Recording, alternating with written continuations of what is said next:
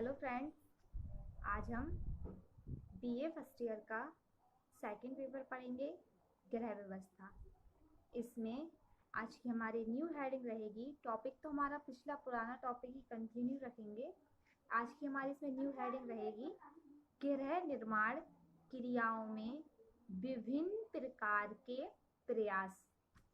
इसमें लिखेंगे गृह कार्य करने में विभिन्न प्रकार के प्रयासों को करना पड़ता है।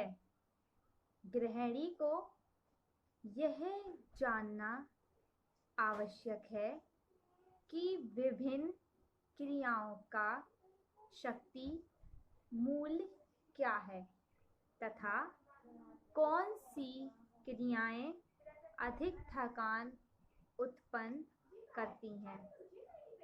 शारीरिक प्रयासों को निम्न भागों में बांटा जा सकता है।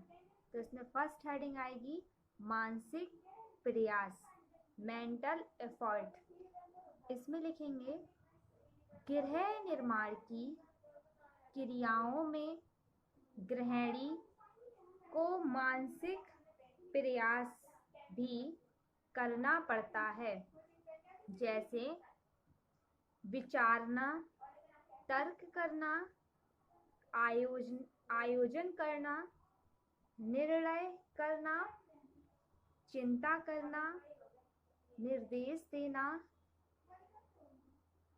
वार्तालाप करना आदि। प्रतिदिन कार्य करने वाले कार्य जैसे वस्त्र पहनना, झाड़ू देना, बर्तनों को साफ करना आदि में भी मानसिक प्रयास की कुछ आवश्यकता होती है। सेकंड हेडिंग रहेगी शारीरिक प्रयास, मैनुअल एफर्ट। इसमें लिखेंगे भोजन बनाना, टेबल साफ करना, वस्त्र धोना आदि कार्य करने के अंतर्गत गृहिणी को उठाना, पकड़ना, ले जाना, फैलाना, पहुंचाना, खींचना, दबाना आदि कार्य करने पड़ते हैं। ये सब कार्य शारीरिक प्रयास कहलाते हैं। अब नेक्स्ट रहेगी चक्षु प्रयास, विजुअल एफर्ट। तो इसमें लिखेंगे चक्षु प्रयास की आवश्यकता हर क्रिया में पड़ती है, क्योंकि हम लोगों की आंखें शारीरिक गतियों को निर्देश करती हैं। आंख की पेशियां किसी चीज को देखने में हमेशा क्रियाशील रहती हैं। चक्षु प्रयास के अंतर्गत नेत्र संचालन, देखना, खोजना, निरीक्षण करना, दूरी तथा प्रकाश की स्थितियों में समायोजन करना आदि कार्य सदैव रहते हैं। नेक्स्ट फोर्थ हेडिंग रहेगी मोड़न प्रयास, टॉर्सल एफर्ट। इसमें लिखेंगे घर की देख रेख में अधिक उठ बैठ करनी पड़ती है।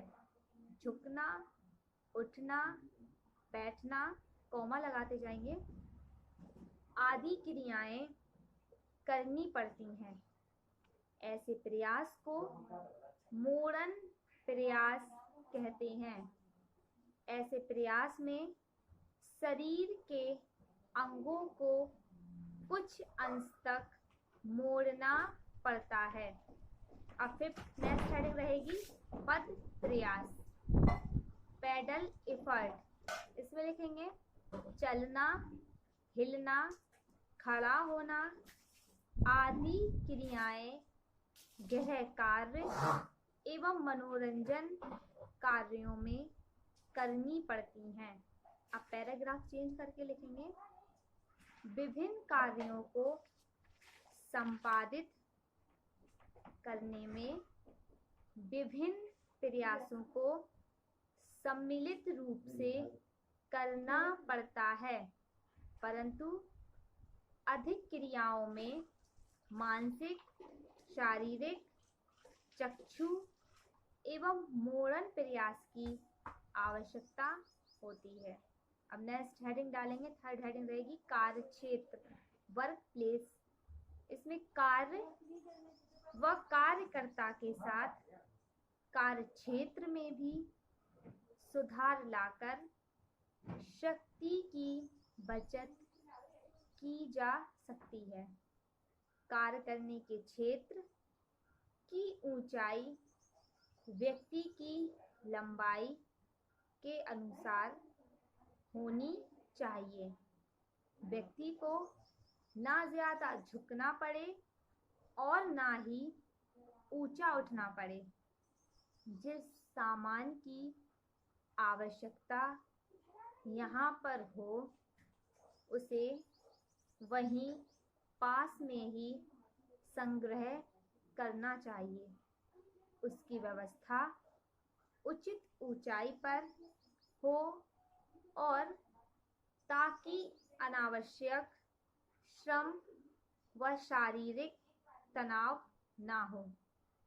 भारी सामान नीचे की ओर व हल्का सामान ऊपर की ओर एक ही पंक्ति में जमाना चाहिए।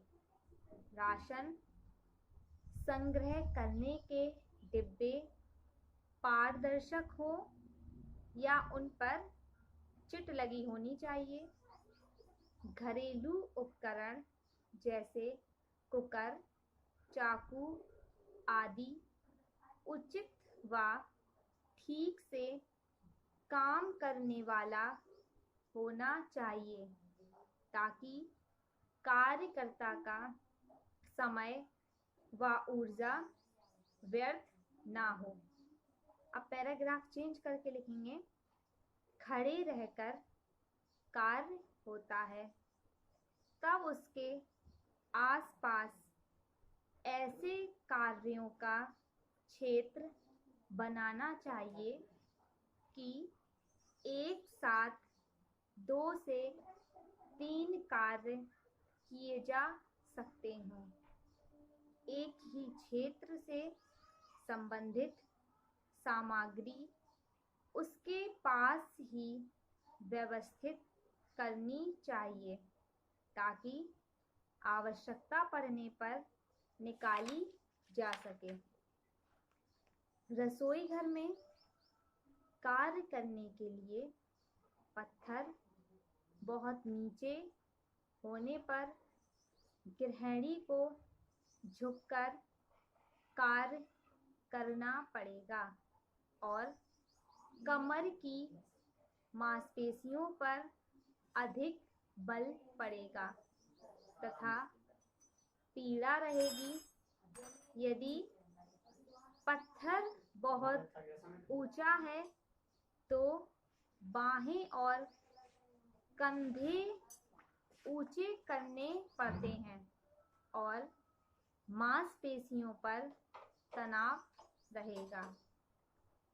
पत्थर की ऊंचाई चौड़ाई अधिक होने पर आगे की ओर झुककर पहुंचने में अनावश्यक श्रम एवं शारीरिक तनाव होता है।